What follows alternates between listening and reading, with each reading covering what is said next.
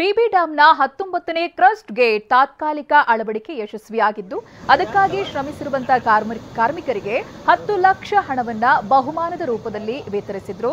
ವಿಜಯನಗರದ ಉಸ್ತುವಾರಿ ಸಚಿವ ಜಮೀರ್ ಅಹಮದ್ ಅವರು ವೈಯಕ್ತಿಕವಾಗಿ ಕಾರ್ಮಿಕರಿಗೆ ಬಹುಮಾನವನ್ನ ನೀಡುವುದಾಗಿ ಹೇಳಿದ್ರು. ಇವತ್ತು ಟಿಬಿ ಡ್ಯಾಂ ಆವರಣದಲ್ಲಿ ಗೇಟ್ ಅಳವಡಿಸುವುದಕ್ಕೆ ಶ್ರಮಿಸಿರುವಂತಹ ಕಾರ್ಮಿಕರಿಗೆ ಸನ್ಮಾನ ನಡೆಯಿತು. ಜಮೀರ್ ಸೂಚನೆ ಮೇರೆಗೆ ಕಂಪ್ಲಿ ಶಾಸಕ ಜೆಎನ್ ಗಣೇಶ್ 8 ತಂಡಗಳಿಗೆ ಒಟ್ಟು 10 ಲಕ್ಷ ರೂಪಾಯಿ ಹಣವನ್ನ ಕವರ್ನಲ್ಲಿ ಹಾಕಿ ಕಾರ್ಮಿಕರಿಗೆ ವಿತರಿಸಿದರು.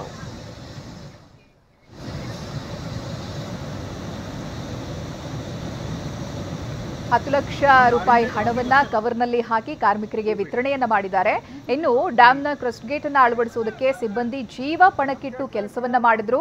ರಘು ಅನ್ನುವಂತ ಕಾರ್ಮಿಕ ಹಗ್ಗದ ಮೂಲಕವಾಗಿ ಹರಿಯುವಂತ ನೀರಲ್ಲಿ ಇಳಿದಂತ ವಿಡಿಯೋ ಈಗ ಹೊರಬಿದ್ದಿದೆ. ನೀವು ಕೂಡ ದೃಶ್ಯದಲ್ಲಿ ಗಮನಿಸಬಹುದಾಗಿದೆ.